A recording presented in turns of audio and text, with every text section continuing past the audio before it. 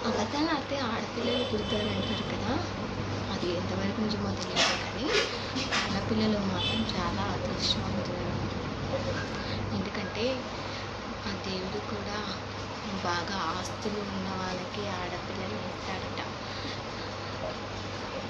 ఎందుకంటే వాళ్ళ తమ్ముడు ముత్తాతలు సంపాదించిన ఆస్తులు ఉంటాయి కదా, అందుకని. మగపిల్లలకు మాత్రం ఎలాంటి ఆస్తులు ఉండవు.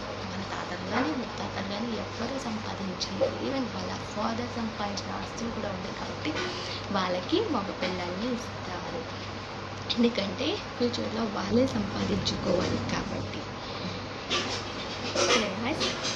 Okay, thanks for watching my video.